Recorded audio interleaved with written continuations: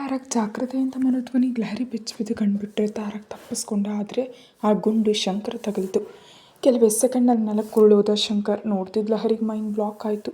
ಶಂಕರ್ ಆ ಕೊಟ್ಟಿದ್ದ ಇನ್ಫಾರ್ಮೇಷನಿಂದ ಪೊಲೀಸರು ಬಂದರು. ನಡೆದಿದ್ದನ್ನು ನೋಡಿದ ತಕ್ಷಣ ಆಂಬ್ಯುಲೆನ್ಸ್ ತಂದಿಸಿ ಶಂಕರ್ನ ಆಸ್ಪತ್ರೆಗೆ ದಾಖಲಿಸಿದ್ರು.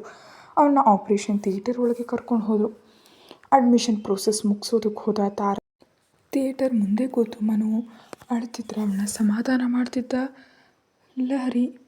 ಇದೆಲ್ಲ ನನ್ನಿಂದಲೇ ಮನೋವ್ರೆ, ನನಗೆ ಕ್ಷಮಿಸ್ಬಿಡಿ. ತಾರಕ್ ಮನೆಯಿಂದ ಒಬ್ಬನೇ ಆ ಟೈಮ್ನಲ್ಲಿ ಹೊಟ್ಟಾಗ ಭಯವಾಗ ಅವನಿಗೆ ತಿಳಿದಂತೆ ಹಿಂದೆ ಫಾಲೋ ಮಾಡಿದೆ ಬೈಕ್ನಲ್ಲಿ.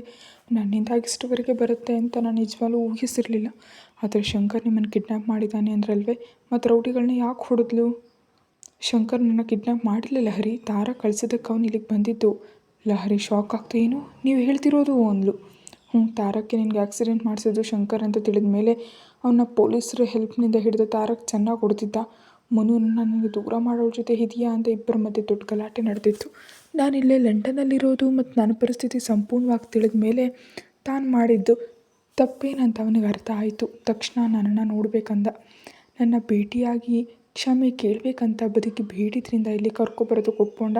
ಅದಕ್ಕಿಂತ ಮುಂಚೆ ಇದೆಲ್ಲದಕ್ಕೂ ಕಾರಣವಾದ ರೋಹಿತ್ಗೆ ಬುದ್ಧಿ ಕಲಿಸ್ಬೇಕಂತ ಯೋಚಿಸಿ ತಾರಕ್ ಹೇಳಿದಂತೆ ಮಾಡ್ದ ಶಂಕರ್. ರೋಹಿತ್ಗೆ ಫೋನ್ ಮಾಡಿ ನಾನು ಇಲ್ಲೇ ಇದ್ದೀನಿ ಅಂತ ಹೇಳಿ ಇಲ್ಲಿಗೆ ಬಂದ ಮೇಲೆ ಏನು ಮಾಡಬೇಕಂತ ಪ್ಲ್ಯಾನ್ ಮುಂದೆ ಹೇಳ್ದ. ಅದನ್ನು ರೋಹಿತ್ ನಂಬ್ದ. ರೋಹಿತ್ಗೆ ತಿಳಿಯೋದು ಶಂಕರ್ ನನಗಾಗಿ ತಾರಕ್ ಕಳಿಸೋದಕ್ಕೆ ಇಲ್ಲಿಗೆ ಬರ್ತಿದ್ದಾನೆ ಅಂತ. ಹಾಗೆ ಇಲ್ಲಿಗೆ ಬಂದಿದ್ದ ಶಂಕರ್ ರೋಹಿತ್ ಜೊತೆ ಸೇರಿ ನನ್ನನ್ನು ಕಿಡ್ನ್ಯಾಪ್ ಮಾಡಿ ತಾರಕ್ ಇನ್ಫಾರ್ಮೇಷನ್ ಕೊಟ್ಟು ಇಲ್ಲಿಗೆ ಬಂದಮೇಲೆ ತಾರಕ್ ನನ್ನ ಮುಗಿಸ್ಬೇಕಂದ್ಕೊಂಡಿದ್ದ. ಅದಕ್ಕೆ ರೋಹಿತ್ ಕೂಡ ಇಲ್ಲಿಗೆ ಬಂದ. ಆದರೆ ಇವುಗಳೇನು ನನಗೆ ಗೊತ್ತಿಲ್ಲ. ಬಹುಶಃ ತಾರಕ್ ನಿನಗೆ ಹೇಳಿಲ್ಲ ಅನಿಸುತ್ತೆ. ಇಂಡಿಯಾದಲ್ಲಾದರೆ ರೋಹಿತ್ ಥರದ ಜನರಿಗೆ ಶಿಕ್ಷೆ ಕಡಿಮೆ. ಅದು ಯಾವಾಗ ಆಗುತ್ತೋ ಕೂಡ ಗೊತ್ತಿಲ್ಲ. ಅದೇ ಇಂಥ ಫಾರಿನ್ ಕಂಟ್ರಿಗಳಲ್ಲಾದರೆ ತುಂಬ ದಾರುಣವಾಗಿರುತ್ತೆ. ಲೈಫ್ನಲ್ಲಿ ಅವನು ಇನ್ನೂ ಹೊರಗೆ ಬರೋದಕ್ಕಾಗಲ್ಲ. ಆದರೆ ಈಗ ಶಂಕರ್ಗೆ ಹೀಗಾಗುತ್ತೆ ಅಂತ ಮಾತ್ರ ಅಂದ್ಕೊಂಡಿರಲಿಲ್ಲ. ಅಂತ ಕೈಗಳಲ್ಲಿ ಮುಖ ಮುಚ್ಕೊಂಡ್ಳು ಮನು. ಆ ವಿಷಯ ನಂಗೆ ತಿಳಿದಿದ್ರೆ ನಾನು ಬರ್ತಿರ್ಲಿಲ್ಲ. ಈಗ ನೀವು ಹೀಗೆ ಅಂತಿದ್ದೀರಲ್ಲ ಅಂತ ಲಹರಿ ಹೇಳೋಷ್ಟರಲ್ಲಿ ಅವಳು ರೆಕ್ಕೆ ಹಿಡಿದು ಪಕ್ಕ ಕೆಳೆದ. ತಾರಕ್ ದೂರ ಇರವಳಿಂದ ಅಂತ. ತಾರಕ್ ಕಣ್ಣೀರಿನಿಂದ ನೋಡಿದ್ಲು ಲಹರಿ. ತಾರಕ್ ತುಟಿ ಮೇಲೆ ಬೆರಳಿಟ್ಟು ಕೋಪದಿಂದ ನೋಡ್ದ. ಮಾತಾಡ್ಬೇಡ ಅನ್ನೋ ಹಾಗೆ. ಅವಳಿಗೆ ಏನು ತಿಳಿಯೋದು ಅಲ್ವ. ತಾರಕ್ ಕೋಪ ಮಾಡ್ಕೋಬೇಡ ಅಂತ. ಶಂಕರ್ಗೇನೂ ಆಗಲ್ಲ ಅಂತ ಹೇಳ್ತಾ ಇದ್ರು. ಇಷ್ಟು ವರ್ಷಗಳ ನಂತರ ತನಗಾಗಿ ಶಂಕರ್ ಬಂದಿರೋದು ಈ 2 ದಿನಗಳೆಲ್ಲ ಅವನು ತೋರಿಸಿದ ಪ್ರೀತಿಗೆ ತಾನು ಪಡ್ತಿದ್ದ ನರಕವನ್ನು ಮರೆತು ಹೋಗಿದ್ದಾಳೆ ಮನು. ಅವನ ಪ್ರೀತಿಯನ್ನು ಸವಿತಿರುವಾಗ ಮತ್ತೆ ಹೀಗೆ ಆಸ್ಪತ್ರೆ ಬೆಡ್ ಮೇಲೆ ಅವನಿರೋದನ್ನು ತಡ್ಕೊಳ್ಳೋದಕ್ಕಾಗ್ತಿಲ್ಲ. ತಾರಕ್ ಕೋಪಕ್ಕೆ ಲಹರಿಯಲ್ಲಿ ಬಲಿಯಾಗ್ತಾಳೋ ಅಂತ ಭಯ ಪಡ್ತಿದ್ದಾಳೆ ಮನು. ನಿನಗೆ ಏನು ತಿಳಿಯೋದು, ಸೈಲೆಂಟಾಗಿರುವಂಥ ಆಪ್ರೇಷನ್ ಥಿಯೇಟರ್ನಿಂದ ಡಾಕ್ಟರ್ ಬರ್ತಿದ್ರೆ ಹೋದ ತಾರಕ್. ಬುಲೆಟ್ ರಿಮೂವ್ ಮಾಡಿದ್ದೀವಿ, ಚಿಂತೆ ಮಾಡೋ ಅಗತ್ಯ ಇಲ್ಲ, 1 ವಾರ ಅಬ್ಸರ್ವೇಷನಲ್ಲಿ ಇಟ್ಟು ಕಳಿಸ್ತೀವಿ ಅಂತ ಹೇಳಿದ್ರಿಂದ ನಿಟ್ಟುಸಿರು ಬಿಟ್ಲು ಮನು. ರೂಮಿಗೆ ಶಿಫ್ಟ್ ಮಾಡಿದ ಮೇಲೆ ಹೋಗಿ ನೋಡಿ ಅಂದಿದ್ದಕ್ಕೆ ಥ್ಯಾಂಕ್ಸ್ ಹೇಳ್ದ ಡಾಕ್ಟರ್ಗೆ ತಾರಕ್. ವಿಷಯ ತಿಳಿದು ವಾಸುದೇವ್ ಅವರು ಮತ್ತು ಕಸ್ತೂರಿ ಬಂದರು. ಅಜ್ಜಿ ತಾತ ಕೂಡ ಆಸ್ಪತ್ರೆಗೆ ಬಂದರು. ಮನು ಲೈಫ್ ಹ್ಯಾಪಿ ಆಗುತ್ತೆ ಅಂತ ಸಂತೋಷ ಪಡೋಷ್ಟರಲ್ಲೇ ಹೀಗೆ ನಡೆದೋದಕ್ಕೆ ಬೇಸರಪಟ್ಟರು. ಲಹರಿಯನ್ನು ಇಂಡಿಯಾಕ್ಕೆ ವಾಪಸ್ ಕಳಿಸಿದ್ರು. ಎಲ್ಲರೂ ಶಂಕರ್ನ ನೋಡೋದಕ್ಕೆ ಹೋಗ್ತಿದ್ರೆ ಅವ್ರ ಜೊತೆ ಹೋಗ್ತಿದ್ದ ಲಹರಿ ಕೈ ಹಿಡಿದು ಕಾರ್ನಲ್ಲಿ ತಳ್ಳಿ ಅವಳನ್ನ ಏರ್ಪೋರ್ಟಿಗೆ ಕರ್ಕೊಂಡು ಹೋದ ತಾರಕ್. ಎಲ್ಲಿಗೆ ತಾರಕ್? ಅಣ್ಣನನ್ನು ನೋಡ್ಕೋಬೇಕು ಅಂತಿದ್ರು. ಕೇಳದೆ ನಿಲ್ಲಿಸಿ ಇಳಿಯೋದಕ್ಕೆ ಹೇಳಿ ಅವಳ ಕೈಯಲ್ಲಿ ವೀಸಾ ಪಾಸ್ಪೋರ್ಟ್ ಇಟ್ಟು ನೇರವಾಗಿ ಹೈದ್ರಾಬಾದ್ನಲ್ಲಿ ಇಳಿತೀಯಾ? ಇಲ್ಲಿಂದ ರೂಟ್ ನಿನಗೆ ಗೊತ್ತು ಅಂತ ಅಂದ್ಕೊಳ್ತೀನಿ ಅಂದ.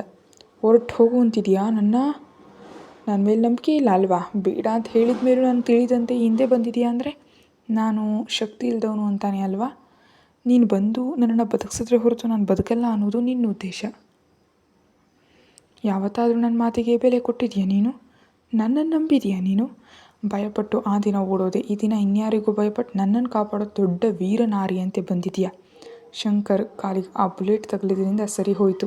ಅದೇ ಹಾರ್ಟ್ ಅಥವಾ ಹೆಡ್ಗೆ ತಗಲಿ ಪ್ರಾಣ ಹೋಗಿದ್ರೆ ಇಷ್ಟು ದಿನ ನಾವೆಲ್ಲ ಆಸೆಪಟ್ಟು ಮನು ಸಂತೋಷ ಶಾಶ್ವತವಾಗಿ ದೂರವಾಗ್ಬಿಡ್ತಿತ್ತು. ಅದು ನಿನ್ನಿಂದ ಅಂದ ಗಡುಸಾಗಿ.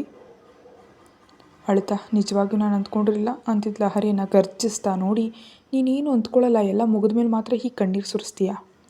ನನಗೊಂದು ಡೌಟು, ಈ ಪ್ರೋಸೆಸ್ನಲ್ಲಿ ನನ್ನ ಮೇಲಿರೋ ನಿನ್ನ ಪ್ರೀತಿ ಎಲ್ಲಾದರೂ ಕಾಣಿಸ್ತಾ?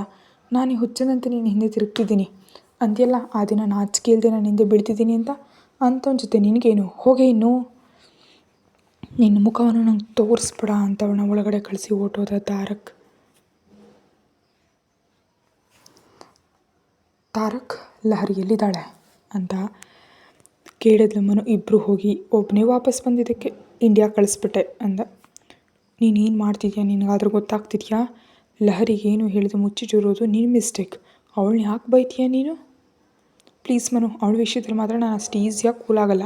ತಪ್ಪು ಮಾಡಿದಾಳೆ ಅಂತ ತಿಳಿಬೇಕು ಅವಳಿಗೆ ಅಂತ ಕಸ್ತೂರಿ ಅವ್ರನ್ನ ಮತ್ತು ವಾಸುದೇವ್ ಅವ್ರನ್ನ ಕೂಡ ವಾಪಸ್ ಇಂಡಿಯಾ ಕಳಿಸ್ಬಿಟ್ಟ ತಾರಕ್. ಶಂಕರ್ ಸಂಪೂರ್ಣವಾಗಿ ಗುಣಮುಖನಾಗುವವರೆಗೆ ಇಲ್ಲೇ ಇರ್ತೀನಿ ಅಂದಿದ್ದರಿಂದ ಹೋಗದೆ ವಿಧಿ ಇರಲಿಲ್ಲ ಅವರಿಗೆ. ಇಂಡಿಯಾಕ್ಕೆ ಬಂದ ಕಸ್ತೂರಿ ಮತ್ತು ವಾಸುದೇವ್ ಅವರಿಗೆ ಆ ಮನೆಯಲ್ಲಿ ಲಹರಿ, ನಿರ್ಮಲಾ ಮತ್ತು ಭಾಸ್ಕರ್ ಅವರು ಕಾಣಿಸ್ಲಿಲ್ಲ. ಕೆಲಸದವ್ರನ್ನ ಕೇಳಿದ್ರೆ ಮನೆಗೆ ಹೊಟ್ಟು ಹೋಗ್ತಿದ್ದೀವಿ ಅಂತ ಹೇಳಿದ್ರು. ಶಾಕ್ ಆದ್ರು ಇವರು. ತಕ್ಷಣ ತಾರಕ್ ಫೋನ್ ಮಾಡಿದ್ರೆ ಅವ್ರ ಮನೆಗೆ ಹೋಗಿರ್ತಾರೆ, ನೀವು ಟೆನ್ಷನ್ ತೊಗೋಬೇಡಿ ಅಂತ ಹೇಳಿ ಕಟ್ ಮಾಡ್ದ ಕಾಲ್ನ. ತಲೆ ಹಿಡ್ಕೊಂಡ್ರು ವಾಸುದೇವ್ ಅವರು. ನಿಜಕ್ಕೂ ಏನು ನಡೀತಿದೆ ಇಲ್ಲಿ ಅಂದ್ಕೊಳ್ತಾ ತಕ್ಷಣ ಲಹರಿ ಮನೆಗೆ ಹೋಗಬೇಕು ಅಂತ ನಿರ್ಧರಿಸಿದ್ರು ಅವರಿಬ್ಬರು. ಅಂದ್ಕೊಂಡಿದ್ದೆ ತಡ, ಅವ್ರ ಮನೆಗೆ ಹೊರಟೋದ್ರು. ಯಾವಾಗಲೂ ಹಾಗೆ ಲಹರಿ ಆಫೀಸ್ಗೆ ಹೋಗ್ತಿದ್ರೆ ಮನೆಯಲ್ಲಿದ್ದರು ನಿರ್ಮಲಾ ಮತ್ತು ಭಾಸ್ಕರ್ ಅವರು. ವಾಸುದೇವ್ ಅವ್ರನ್ನ ನೋಡಿದ್ಲೆ ಎದುರು ಬಂದು ನಡೆದದನ್ನು ಹೇಳಿದರು. ಮಗಳು ಅಳಿಯ ಬರೋವರೆಗೆ ಇಲ್ಲೇ ಇರೋಣ ಅಂದಿಲ್ಲ ಅಕ್ಕ, ಅದಕ್ಕೆ ಬಂದವು. ಅಳಿಯ ಬೈದಿದ್ದು ಕೋಪ ಬಂದಿದ್ದಾಳೇನೋ, ನೀವಾದರೂ ಮಗಳಿಗೆ ಸಮಾಧಾನ ಹೇಳಿ ಅಂದರು. ಆಫೀಸ್ನಿಂದ ಬಂದ ಲಹರಿ ವಾಸುದೇವ್ ಅವ್ರನ್ನ ನೋಡಿ, ಸರ್ ನಿಮ್ಮ ಜೊತೆ ಮಾತಾಡಬೇಕು ಅಂದ್ಲು. ಸರಿ ನಮ್ಮ ಮಾವ ಅಂದೆ ಹಾಗಂತೀಯ ಅಂದರು ಬೇಸರದಿಂದ. ಆ ಮಾತನ್ನು ಲೆಕ್ಕಿಸ್ಕೊಳ್ದೆ, ನನ್ನನ್ನು ಬೇರೆ ಬ್ರಾಂಚಲ್ಲಾದರೂ ಸರಿ ಕಳಿಸ್ಬಿಡ್ತೀರಾ, ಇಲ್ಲಿ ನಾನು ಇರೋದಕ್ಕಾಗ್ತಿಲ್ಲ ಅಂತಿದ್ರೆ, ಅದೇನಮ್ಮ ಹಾಗಂತೀಯ, ಇಲ್ಲೇನಾಗಿದೆ ಅಂದರು. ಕೆಲವು ದಿನ ನನಗೆ ಒಂಟಿಯಾಗಿರ್ಬೇಕು ಅನ್ನಿಸ್ತಿದೆ ಅಂದ್ಲು. ಒಂಟಿಯಾಗಿರೋದೇನಮ್ಮ ಅಂತಾಗತ್ತೆ, ನಿನಗೇನಿದೆ? ನಮ್ಮ ಆಫೀಸ್ನಲ್ಲಿ ಏನಾದರೂ ತೊಂದರೆ ಆಗ್ತಿದೆಯಾ ನಿನಗೆ? ಆಫೀಸ್ನಲ್ಲಿ ನನಗೇನೂ ತೊಂದರೆ ಇಲ್ಲ ಸರ್, ನನಗೆ ಒಂಟಿಯಾಗಿರ್ಬೇಕು ಅನಿಸ್ತಿದೆ. ಈಗ ಯಾರಿಂದಲೂ ಯಾವುದೇ ಅಪಾಯ ಇಲ್ಲದ ಕಾರಣ ಅಪ್ಪ ಅಮ್ಮ ತಮ್ಮ ಇಲ್ಲೇ ಇರ್ತಾರೆ, ನಾನು ಕೆಲವು ದಿನ ಹೋಗ್ತೀನಿ ಅಂತ ರಿಕ್ವೆಸ್ಟ್ ಮಾಡಿದ್ಲು. ತಾರಕ್ಗೆ ಹೇಳ್ತೀನಮ್ಮ. ಬೇಡ ಸರ್, ಅವನು ಕೇಳೋ ಅಗತ್ಯನೇ ಇಲ್ಲ, ನನ್ನ ಇಷ್ಟದಂತೆ ನಾನು ಹೋಗ್ತೀನಿ ಅಂತಿದ್ರು. ತಾರಕ್ ಹೇಳಿದ್ರೆ ಒಳ್ಳೆಯದು ಅಂತ ಅವಳ ಮುಂದೆ ಕಾಲ್ ಮಾಡಿದ್ರು ವಾಸುದೇವ್ ಅವರು. ತಾರಕ್ ಫೋನ್ ರಿಸೀವ್ ಮಾಡ್ದ. ತಾರಕ್ ಮಗಳನ್ನ ಆಫೀಸ್ ಕೆಲಸದ ಮೇಲೆ ಮುಂಬೈಗೆ ಕಳಿಸ್ತಿದ್ದೀನಿ, ಒಂಟಿಯಾಗಿ ಕೆಲವು ದಿನ ಇದ್ದು ಬರಬೇಕು. ಅವಳು ಹೋಗ್ತೀನಿ ಅಂತಿದ್ದಾಳೆ, ನೀನು ಯಾವಾಗ ಬರ್ತೀಯಾ ಅಂದರು. ನಾನು ಬರೋದಕ್ಕೆ ಟೈಮ್ ಹಿಡಿಯುತ್ತೆ ಡ್ಯಾಡಿ, ಹೋಗ್ತೀನಿ ಅಂದರೆ ಹೋಗೋದಕ್ಕೆ ಹೇಳಿ, ನನಗೇನು ಪ್ರಾಬ್ಲಮ್ ಇಲ್ಲ ಅಂತ ಕಾಲ್ ಕಟ್ ಮಾಡ್ದ ತಾರಕ್. ಎಲ್ಲವನ್ನು ಕೇಳ್ತಿದ್ದ ಲಹರಿ ಮುಖದಲ್ಲಿ ಕೋಪ ಬೇಸರ ಎದ್ದು ಕಾಣ್ತಿತ್ತು. ಅಲ್ಲಿರೋ ಬ್ರಾಂಚ್ ಆಫೀಸ್ಗೆ ತಲುಪಿ ತನ್ನ ವರ್ಕ್ಸ್ ಎಲ್ಲವನ್ನು ನೋಡ್ಕೊಂಡು ಲಹರಿ ಕಂಪನಿ ಅಲಾಟ್ ಮಾಡೋ ಫ್ಲ್ಯಾಟ್ಗೆ ತಲುಪಿದ್ಲು. ಡ್ರೈವರ್ಗೆ ಮಾರ್ನಿಂಗ್ ಬರೋದಕ್ಕೆ ಹೇಳಿ ಫ್ಲ್ಯಾಟ್ಗೆ ಒಟ್ಟು ಹೋದ್ಲು. 2 ಬೆಡ್ರೂಮ್ ಫ್ಲ್ಯಾಟ್ ಅದು. ತುಂಬ ನೀಟಾಗಿ ಕ್ಲಾಸಿಯಾಗಿದೆ, ಫರ್ನಿಚರ್ ಎಲ್ಲ ಜೋಡಿಸಿಟ್ಟಿದೆ. ತಾರಕ್ ಮುಂಬೈಗೆ ಬಂದಾಗ ಇಲ್ಲೇ ರೆಸ್ಟ್ ತಗೊಳ್ತಾನೆ ಅಂತ ತಿಳಿದ ಬೆಡ್ರೂಮ್ಗೆ ಬಂದು ಕರ್ಟನ್ಸ್ ಸರಿಸಿದ್ಲು. ಎದುರಿಗೆ ಸಮುದ್ರ, ಚಳಿಯ ಗಾಳಿ ರೊಯ್ ಅಂತ ತಾಕ್ತು.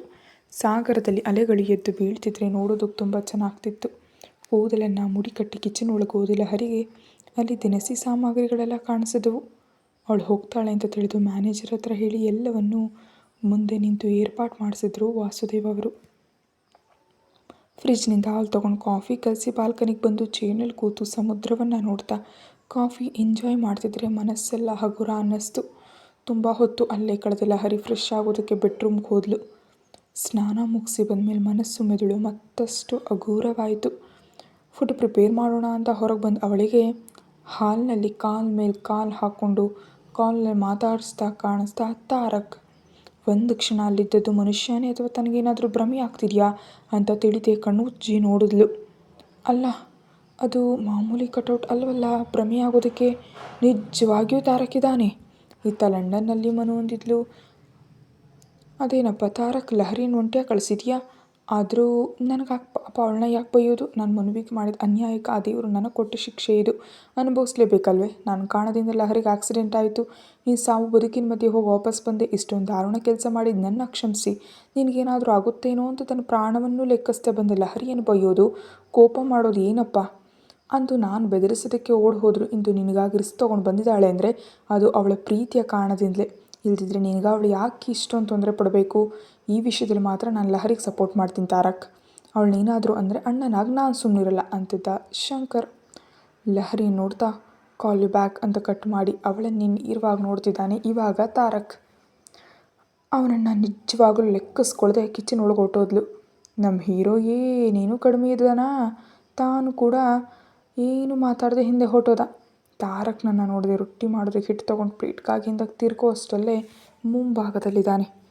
ಒಳ್ಳೆ ಪರಿಮಳ ಬರ್ತಿರೋ ಅವಳು ಕೂದಲಿನ ಸ್ಮೆಲ್ ಆಸ್ವಾದಿಸ್ತಿದ್ರೆ ಹುಡುಗಿ ಡಿಸ್ಟರ್ಬ್ ಮಾಡಿದ್ಲು. ಅವಳು ಮೇಲಕ್ಕೆ ವಾಲುತ್ತಾ ಮೇಲಿದ್ದ ಕಾಫಿ ಪೌಡರನ್ನು ತಗೊಂಡ ತಾರಕ್. ತನ್ನೆಲ್ಲಿ ಹಿಡ್ಕೊಳ್ತಾನೋ ಅಂತ ಕಣ್ಣು ಮುಚ್ಚಿದ ಲಹರಿಗೆ ಅಂಥದ್ದು ಇನ್ನೂ ಇಲ್ದಿರೋದು ನೋಡಿ ಕಣ್ಣು ಬಿಟ್ಟಾಗ ಅವನ ಕಪ್ನಲ್ಲಿ ಕಾಯಿಸಿದ ಹಾಲು ಸ್ವಲ್ಪ ಶುಗರ್ ಹಾಕ್ಕೊಂಡು ಸ್ಪೂನಿಂದ ಕಲಸೋದು ನೋಡಿ ಹಲ್ಲು ಕಡಿದು ಪ್ಲೇಟ್ ತೊಗೊಂಡು ಡೈನಿಂಗ್ ಟೇಬಲ್ ಹತ್ರ ಹೋದ್ಲು. ನಮ್ಮವನು ಹೋಗದೆ ಪ್ರಿಪೇರ್ ಮಾಡಿದ ಕಾಫಿಯನ್ನು ಸಿಪ್ ಮಾಡ್ತಿದ್ದಾನೆ. ಇವನು ಯಾಕೆ ಬಂದ ಹಾಗೆ? ನಾನು ಒಂಟಿಯಾಗಿರ್ಬೇಕಂತ ಹೇಳಿದ್ರೆ ಮಾವನವರು ಈ ಜ್ವಾಲಾಮುಖಿಯನ್ನು ನನ್ನೊಂದಿಗೆ ಯಾಕೆ ಕಳಿಸಿದ್ರು ಇಲ್ಲಿಗೆ? ಅಂದರೆ ನನ್ನ ಹಿಂದೆ ಬಂದಿದ್ದಾನೆ ಅನ್ನೋ ಮಾತು ಅಂತ ಗುಣಗ್ತಾ ಹಿಟ್ಟು ಕಲಿಸ್ತಾ ಫೋನ್ ಮಾಡಿದ್ಲು ಅತ್ತೆಗೆ. ಮಗಳಿಂದ ಫೋನ್ ಬರ್ತಿದೆ ಕಸ್ತೂರಿ ಅಂತ ವಾಸುದೇವ್ ಅವ್ರ ನಗ್ತಾ. ಸೊಸೆ ಕೋಪ ಬಂದು ತಾರಕ್ ಹೋಗಿದ್ದಾನೆ. ಇರಲಿ ಬಿಡಿ ನಿಮ್ಮ ಮೇಲೆ ಅಂದ್ಲು ಕಸ್ತೂರಿ. ನಿನ್ನ ಸುಪುತ್ರ ಅವಳನ್ನ ಕಳಿಸಿದಂತೆ ಕಳಿಸಿ ಹಿಂದೆ ಹೋಗ್ತಾನೆ ಅಂತ ನನಗಾದರೂ ಏನು ಗೊತ್ತು? ಮನುವಿಗೆ ಫೋನ್ ಮಾಡಿದ್ರೆ ಈಗಾಗಲೇ ಇಂಡಿಯಾ ಕೊಟ್ಟಿದ್ದಾನೆ ಅಂತ ಹೇಳಿದ್ಲು. ಹೆಂಡತಿ ಒಂಟಿಯಾಗಿದ್ದರೆ ಯಾವ ಗಂಡ ತಾನೇ ಸುಮ್ಮನಿರ್ತಾನೆ? ಆದರೆ ಯಾಕ್ರಿ ಅವಳನ್ನ ಬೈದು ಒಬ್ಳನ್ನೇ ಇಂಡಿಯಾ ಕಳಿಸ್ತಾ ಅವನು? ಒಬ್ಬಳೇ ಎಲ್ಲಿ ಬರ್ತಾಳೆ? ಅವಳ ಹಿಂದೆ ತಾರಕ್ ಕೂಡ ಬಂದಿದ್ದಾನೆ ಸೇಮ್ ಫ್ಲೈಟ್ನಲ್ಲಿ. ಆದರೆ ಆ ಹುಡುಗಿ ನೋಡಲಿಲ್ಲ ಅಂದಿದ್ದಕ್ಕೆ ಆಶ್ಚರ್ಯದಿಂದ ನೋಡಿದ್ರು ಕಸ್ತೂರಿ. ಏನು ನೀವು ಹೇಳ್ತಿರೋದು? ಲಹರಿಗೆ ನೇರವಾಗಿ ಬಂದಿದ್ದ ತಾರಕ್? ಹೌದು, ಮತ್ತೆ ಅವಳನ್ನ ಒಂಟಿಯಾಗಿ ಹೇಗೆ ಬಿಡ್ತಾನೆ? ಇಲ್ಲ, ಅವಳು ಮನೆ ತಲುಪಿದ ಮೇಲೆ ಮತ್ತೆ ವಾಪಸ್ ಹೋಗಿದ್ದು ಅಂತ. ನಿನಗೆ ಗೊತ್ತು ತಾನೆ ಅವನಿಗೆ ಇನ್ನೂ ಟ್ರೀಟ್ಮೆಂಟ್ ನಡೀತಿದೆ ಅಂತ. ನೀವೆಲ್ಲ ಶಂಕರ್ ಹತ್ರ ಇದ್ದರೆ ತಾರಕ್ ಡಾಕ್ಟರ್ನ ಮೀಟ್ ಮಾಡೋದಕ್ಕೆ ಹೋಗಿದ್ದ. ಅವನಿಗೆ ತಿಳಿದಂತೆ ನಾನು ಅವನ ಹಿಂದೆ ಹೋಗಿದ್ದೆ. ತಾರಕ್ ನನ್ನ ಚೆಕ್ ಮಾಡಿದ ಡಾಕ್ಟರನ್ನ ಕೇಳಿದರೆ ತಿಳಿಯಿತು ಅವನಿಗೆ ತಲೆನೋವು ವಿಪರೀತವಾಗಿ ಬರ್ತಿದೆ ಅಂತ ಹೇಳಿದಂತೆ. ಪ್ರಾಪರ್ ರೆಸ್ಟ್ ಇಲ್ದಿರೋದ್ರಿಂದ ಹೆಚ್ಚಾಗಿ ಜರ್ನಿ ಮಾಡೋದ್ರಿಂದಲೇ ಹಾಗಾಗ್ತದೆ ಅಂತ ಮೆಡಿಸನ್ನ ಬಳಸೋದಕ್ಕೆ ಹೇಳಿದ್ರಂತೆ. ಮತ್ತು ಹಾಗೆ ಹೆಡ್ಡೇಕ್ ಬಂದರೆ ಬರೋದಕ್ಕೆ ಹೇಳಿದ್ದಾರೆ. ಟ್ರೀಟ್ಮೆಂಟ್ ಮುಗಿಯೋವರೆಗೂ ಅಲ್ಲೇ ಇರಬೇಕು ಅಂತ ಅಂದ್ಕೊಂಡಿದ್ದ. ಆದರೆ ಹುಡುಗಿ ಒಂಟಿಯಾಗಿ ಮುಂಬೈಗೆ ಹೋಗ್ತಾಳೆ ಅಂತ ತಿಳಿದು ಮತ್ತೆ ಬಂದಿದ್ದಾನೆ. ಇಲ್ಲಿ ಇಬ್ಬರಲ್ಲೂ ಪ್ರೀತಿ ಇದೆ ಕಸ್ತೂರಿ, ಆದರೆ ಪರಿಸ್ಥಿತಿಗೆ ಅವುಗಳನ್ನ ತಿಳಿದಂತೆ ಮಾಡ್ತಿದೆ. ಲಹರಿ ಒಂಟಿಯಾಗಿ ಬಂದಿದ್ದಾಳೆ ಅಂದರೆ ಕಾರಣ ತಾರಕ್ ಮೇಲಿರೋ ಇಷ್ಟ. ಆದರೆ ಹೆಲ್ತ್ ಕೂಡ ಲೆಕ್ಕಿಸಿದೆ ಲಹರಿಗೆ ಬರೋದ್ರಲ್ಲಿ ಕೂಡ ತಾರಕ್ ಪ್ರೀತಿಯೇ ಇದೆ. ಈಗ ಇಬ್ಬರು ಒಂದೇ ಜಾಗದಲ್ಲಿದ್ದಾರೆ. ನಿಧಾನವಾಗಿ ತಿಳ್ಕೊಳ್ತಾರೆ ಬಿಡಿ, ತೊಂದರೆ ಏನಿದೆ ಅಂತ. ಲಹರಿ ಕಾಲ್ ಲಿಫ್ಟ್ ಮಾಡಿದ್ರು ವಾಸುದೇವ್ ಅವರು. ಸರ್, ನಿಮ್ಗೇನು ಹೇಳಿದೆ? ನಾನು ಒಬ್ಬಳೇ ಇರ್ತೀನಿ ಅಂತ ತಾನೇ? ಏನಾಯ್ತಮ್ಮ ಕೇಳಿದ್ರು ಏನೂ ತಿಳಿದೆ ಹಾಗೆ. ನಿಜವಾಗ್ಲೂ ನಿಮಗೇನು ಗೊತ್ತಿಲ್ವಾ? ನಿಮ್ಮ ಮಗ ಇಲ್ಲಿಗೆ ಬಂದಿರೋದು? ಕಾಫಿ ಕುಡಿತಾ ಹಾಲ್ನಲ್ಲಿ ಕೂತು ತಾರಕ್ ತನ್ನನ್ನೇ ನೋಡ್ತಿದ್ರೆ ಕೋಪದಿಂದ ಕೇಳಿದ್ಲು ಲಹರಿ. ತಾರಕ್ ಅಲ್ಲಿಗೆ ಬಂದಿದ್ದಾನಾ? ಅಯ್ಯೋ, ನನಗೆ ಗೊತ್ತಿಲ್ಲಮ್ಮ. ಇಲ್ಲಿ ಟ್ರೀಟ್ಮೆಂಟ್ಗಾಗಿ ಇರಬೇಕು ಅಂತ ಡಾಕ್ಟರ್ ಹೇಳಿದ್ರು, ಅದಕ್ಕೆ ನಿನ್ನ ಇಂಡಿಯಾ ಕಳಿಸಿದ್ದಾನಂತೆ. ನನಗೆ ಈಗಷ್ಟೇ ತಿಳಿಯಿತು. ಅಲ್ಲಿನ ಡಾಕ್ಟರ್ ನನಗೆ ಕಾಲ್ ಮಾಡಿ ಬೈತಿದ್ದಾರೆ ಅಂತ ಪೇಷಂಟನ್ನು ಹೇಗೆ ಕಳಿಸಿದ್ರಿ ಅಂತ. ಪ್ಲೀಸ್ ತಾಯಿ, ಅವ್ನು ಹೇಗಾದರೂ ಮಾಡಿ ವಾಪಸ್ ಲಂಡನ್ಗೆ ಕಳಿಸೋ ಜವಾಬ್ದಾರಿ ನಿಂದು ಅಂತ ಟ್ವಿಸ್ಟ್ ಕೊಟ್ಟರು ವಾಸುದೇವ್ ಅವರು. ಏನೋ ಟ್ರೀಟ್ಮೆಂಟ್ ಇತ್ತಾ ಅಂದ್ಲು ಲಹರಿ. ಅಷ್ಟೊತ್ತಿಗಾಗಲೇ ಇದ್ದ ಕೋಪ ಹಾಲಿನ ಉಕ್ಕಿಗೆ ನೀರು ಚೆಲ್ದಂತ ತಕ್ಷಣವೇ ಇಳಿದು ಹೋಗಿದ್ದರಿಂದ, ಹೌದಮ್ಮ, ಅವನಿಗೆ ಹೆಡ್ಡೇಕ್ ಮತ್ತೆ ಬರ್ತಿದೆಯಂತೆ ಅಂತ ತಾರಕ್ ಹೆಲ್ತ್ ಕಂಡೀಷನ್ ಎಲ್ಲ ಹೇಳಿ, ಪ್ಲೀಸ್ ತಾಯಿ ಹೇಗಾದರೂ ಮಾಡಿ ತಾರಕ್ನ ಲಂಡನ್ ಕಳಿಸು. ನಾವು ಎಷ್ಟು ಹೇಳಿದ್ರೂ ಕೇಳಲ್ಲ ಮೊಂಡ ಅವನು. ಇನ್ನು ನಿನ್ನಿಷ್ಟ, ಗಂಡ ಅಂದ್ಕೊಳ್ತೀಯೋ ಬಾಸ್ ಅಂದ್ಕೊಳ್ತೀಯೋ, ಜವಾಬ್ದಾರಿ ಎಲ್ಲ ನಿನ್ನ ಮೇಲೆ ಹಾಕ್ತಿದ್ದೀನಿ, ಜಾಗ್ರತೆ ಅಂತ ಫೋನನ್ನು ಇಟ್ಬಿಟ್ರು. ಅಷ್ಟರವರೆಗೂ ಕೋಪದಿಂದ ನೋಡಿದ ಲಹರಿ ಕಣ್ಣುಗಳಲ್ಲಿ ಒಂದೇ ಬಾರಿ ನೀರು ತುಂಬಿ ಅಪಾರವಾದ ಪ್ರೀತಿ ಕಾಣಿಸ್ತಿದ್ರೆ ಒಂದು ಸಣ್ಣ ನಗು ಮೂಡಿತು ತಾರಕ್ ಮುಖದಲ್ಲಿ. ಅವನಿಗೆ ಕಲಿಸ್ತಿದ್ದ ಹಿಟ್ಟಿನಲ್ಲಿ ಮತ್ತೊಂದು ಗ್ಲಾಸ್ ಹಾಕಿ ತಡ ಮಾಡದೆ ಫಾಸ್ಟಾಗಿ ಅಡುಗೆ ಮುಗಿಸಿ ಫ್ರೆಶ್ ಆಗೋದಕ್ಕೆ ಹೋದ. ತಾರಕ್ಕಾಗಿ ವೆಯ್ಟ್ ಮಾಡ್ತಿದ್ದಾಳೆ ಹಾಲ್ನಲ್ಲಿ. ದೊರೆ ಎಷ್ಟೊತ್ತಾದರೂ ಬರ್ತಿಲ್ಲ ಅಂತ ನೋಡ್ತಿದ್ದ ಅವಳಿಗೆ ನಿಜವಾಗಿ ಸುಸ್ತಾಯಿತು. ತನ್ನ ಆ್ಯಟಿಟ್ಯೂಡ್ ತೋರಿಸ್ತಿದ್ದಾನೆ ಅನಿಸುತ್ತೆ. ಅರೆ, ಅಲ್ಲಿ ಏನಾಯಿತು ಕೇಳಿದೆ. ಒಬ್ಬಳನ್ನೇ ಅಷ್ಟು ದೂರದಿಂದ ಕಳಿಸಿದ್ದಲ್ದೆ ಇಲ್ಲಿಯೂ ನನ್ನನ್ನು ಕಾಣಿಸೋದಕ್ಕೆ ಬಂದಿದ್ದಾನೆ ಮಹಾನುಭಾವ. ಹೆಲ್ತ್ ಇಂಪಾರ್ಟೆಂಟ್ ಅಲ್ವಾ? ಟ್ರೀಟ್ಮೆಂಟ್ ಬಿಟ್ಟು ನನಗಾಗಿ ಬಾ ಅಂತ ನಾನೇನು ಹೇಳಿಲ್ವಲ್ಲ. ಸರಿ, ಬಂದಿದ್ದಾನೆ, ನನ್ನ ಜೊತೆ ಮಾತಾಡಿ ನನ್ನ ನೋವು ಅರ್ಥ ಮಾಡಿಕೊಂಡು ಬೈದೋ ಹೊಡೆದೋ ಹೇಳ್ಬೋದು ತಾನೇ? ಆಹಾ, ಅದೂ ಇಲ್ಲ. ನಾನೇ ಹೋಗಿ ಅವನ್ನ ಬೇಡ್ಕೋಬೇಕು ಅಂತ ಕಾಯಿಸಿದಾನೋ ಏನೋ? ನೆವರ್. ಪ್ರತಿ ಬಾರಿಯೂ ನಾನೇ ತೆಗಬೇಕಾ? ಯಾಕೆ? ನನಗೆ ಬೇಸರ ಇರಲ್ವಾ? ಮನಸ್ಸಿರಲ್ವಾ? ಫೀಲಿಂಗ್ಸ್ ಇರಲ್ವಾ? ಅವನದು ಆ್ಯಟಿಟ್ಯೂಡ್ ಆದರೆ ನನ್ನದು ಸೆಲ್ಫ್ ರೆಸ್ಪೆಕ್ಟ್. ಬರ್ತಿದ್ರೆ ಹೋಗಲಿ, ನಾನು ಮಾತ್ರ ಹೋಗಲ್ಲ, ಕರೆಯಲ್ಲ ಅಂತ ಹಾಲ್ನಲ್ಲೇ ಕೂತ್ಲು. ಇಷ್ಟರಲ್ಲಿ ಬರೀ ಪ್ಯಾಂಟ್ ಧರಿಸಿ ತಲೆ ಒರೆಸ್ಕೊಳ್ತಾ ಬಂದ ತಾರಕ್.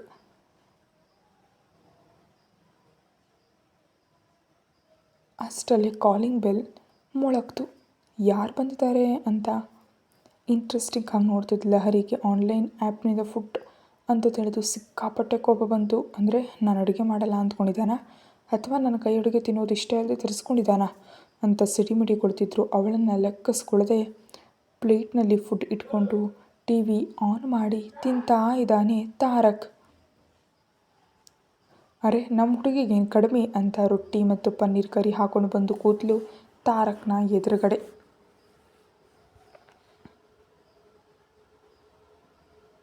ಟಿ ವಿ ನೋಡ್ತಿದ್ದ ತಾರಕ್ ಲಹರಿ ಬಂದಿದ್ದರಿಂದ ಚಾನಲ್ ಚೇಂಜ್ ಮಾಡಿ ಮ್ಯೂಸಿಕ್ ಚಾನಲ್ ಇಟ್ಟ.